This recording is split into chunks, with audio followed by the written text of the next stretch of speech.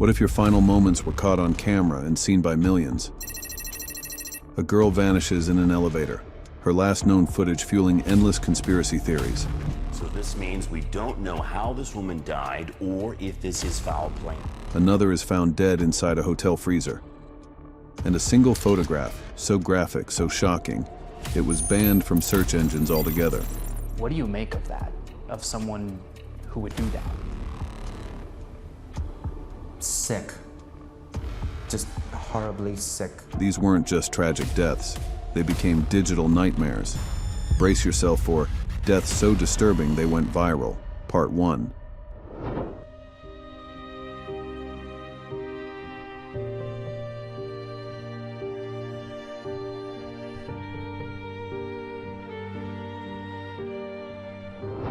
Year-old Alisa Lamb never checked out of her LA hotel. The mystery surrounding her death has only grown. Her name was Alisa Lamb. What would you do if the last footage of someone alive looked like they were trapped in a nightmare and you couldn't look away? January 2013. The Cecil Hotel in downtown Los Angeles, once a grand 1920s landmark, had decayed into infamy, linked to overdoses and even 2 serial killers. Locals whispered it was cursed. Into this building walked 21-year-old Alisa Lamb, a Canadian student traveling solo. She was smart, quirky, and open on her blog about her struggles with bipolar disorder. She checked into a shared room, but her behavior soon unsettled her roommates, leaving strange notes, locking them out, and even requiring a password to enter. The hotel moved her to a private suite. Days later, she vanished. No calls, no texts. Her belongings, laptop, wallet, medication left behind. Her parents, frantic, reported her missing. Police searched the hotel, even the roof, but found nothing. Then they released the tape, a 4-minute elevator surveillance video. Alisa enters, presses multiple buttons. The doors refuse to close.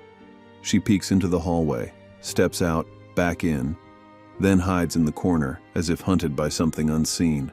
Her hands move in odd, desperate gestures. Then she walks away and disappears. The video went viral, 30 million views. Forums exploded with theories. Was she being followed? Was it drugs? A psychotic break? Something supernatural? Some claimed the elevator glitched, others swore they saw shadows. But no one could explain what happened next. So this means we don't know how this woman died or if this is foul play, and those answers may take a few days. 19 days after she vanished, hotel guests began to complain. The water tasted foul. The pressure was low. We noticed there was a smell of weed in the room, which was coming through the vent in the bathroom.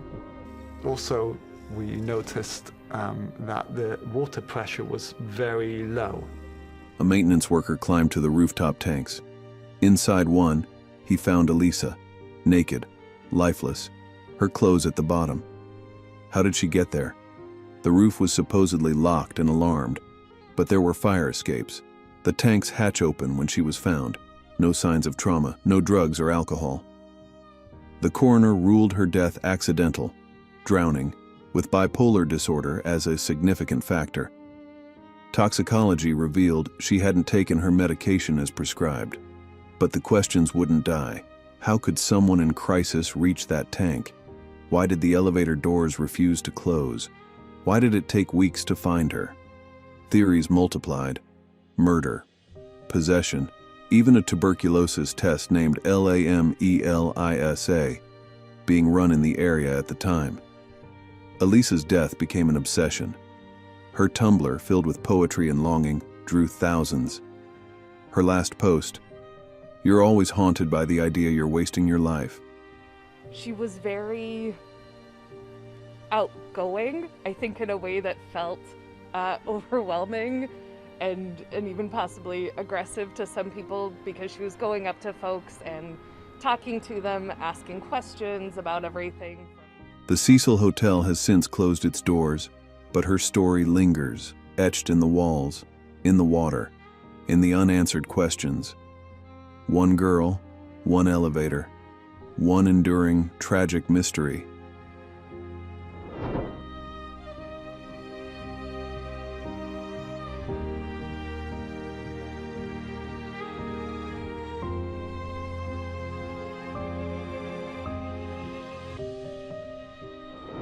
What if your best night out became your final moments, and no one could explain why? It was meant to be a celebration. On September 8, 2017, 19-year-old Kenneka Jenkins left her Chicago home, vibrant and full of life, to attend a party with friends at the Crowne Plaza Hotel in Rosemont, Illinois. She never came home. The party, crowded and chaotic, lasted into the early hours. Kenneka was seen swaying, not quite herself. By 3:30 a.m., she was captured on surveillance, stumbling alone through empty hotel hallways, her movements unsteady, her judgment clouded. She wandered into a restricted kitchen area, then vanished from sight. The cameras, dozens of them, recorded her last known steps, but none captured her entering the freezer. The door was just out of view. Her friends noticed she was missing, but didn't raise the alarm right away. When they finally called her mother, Teresa Martin, she rushed to the hotel, desperate for answers. Also breaking tonight, hours of new video are released revealing more about a woman found dead in a hotel freezer. But police told her to wait. She's probably drunk. She'll turn up. Hours ticked by. Kenneka's mother pleaded with hotel staff, begged to see the footage, but was told to file a missing persons report first. Nearly 36 hours after Kenneka walked into that hotel, her body was discovered. Face down, alone, in a walk-in freezer, one shoe off, hair messy, the door closed behind her. The freezer, in an unused kitchen, was inexplicably running, its temperature a deadly 34 degrees. The autopsy found no signs of assault, no evidence of forced drugs. But her blood alcohol was over the legal limit, and she had topiramate, a medication for migraines or epilepsy, in her system, though she'd never been prescribed it. The combination can cause confusion, poor coordination, and impaired judgment, making her vulnerable to the cold. Hypothermia was the cause of death. Mucosal lesions in her stomach confirmed it. The official ruling: accidental death. But the public was not convinced. Hashtags like #Justice for Kenneka exploded. She's trying to find her way, and no one from Crowne Plaza Hotel responds to her. Conspiracy theories swirled. Was the footage edited? Was she lured, drugged, or worse? Her mother believed something terrible happened behind those hotel doors. But I also want to know what happened. I want to see all. I want to see her literally actually walking into this freezer. The police found no evidence of foul play, but the internet would not let the case rest. The hotel, the security company, and a restaurant renting the kitchen were sued. In 2023, the family settled for over $6 million. Not an admission of guilt, but a silent acknowledgement that something went terribly wrong. Kenneka's story haunts the internet to this day. It's not just about a freezer, it's about trust, vulnerability, and a system that too often fails young black women. Her face became a symbol of grief, of rage, of unanswered questions, and a chilling truth: sometimes even in a building full of people, you can vanish without a sound.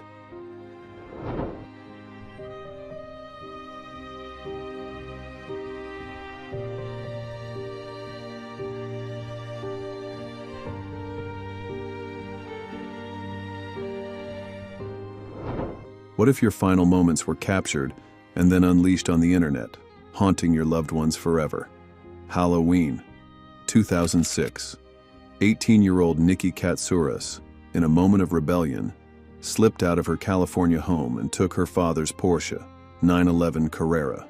Minutes later, she was speeding down State Route 241 at over 100 miles per hour. She clipped another car, lost control, and slammed into a concrete toll booth. The impact was catastrophic. The car was mangled beyond recognition, so was Nikki. The scene was so horrific, the coroner refused to let her parents identify her body, but the real nightmare was just beginning. The accident scene here was so horrific, the coroner would not allow Nikki's parents to help identify her body. Little did they know millions of people would see their daughter's tragic death. As part of their investigation, California Highway Patrol dispatchers photographed the wreckage. Those images, meant only for official eyes, were leaked by 2 CHP employees. One claimed it was to warn others about reckless driving.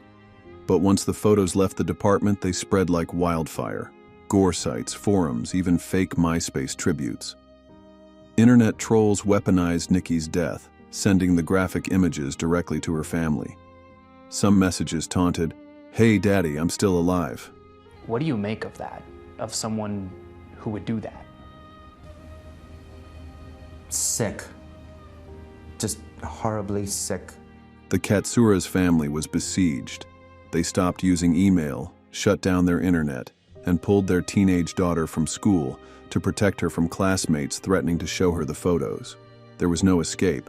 The images became a grotesque meme, the Porsche girl circulating endlessly, a digital ghost that refused to rest. Desperate, the family hired experts to scrub the photos from the web. Photos leak, comments get spread around, rumors get spread around. It happens to regular, undeserving people all the time.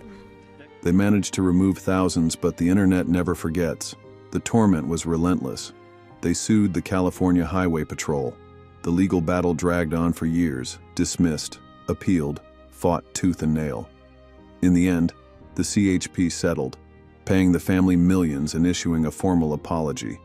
But no amount of money could erase Nikki's stolen dignity or the trauma inflicted on those she left behind.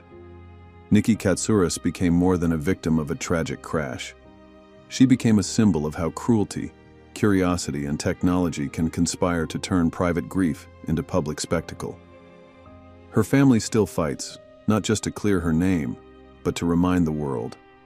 Behind every viral image is a real person and those who mourn them.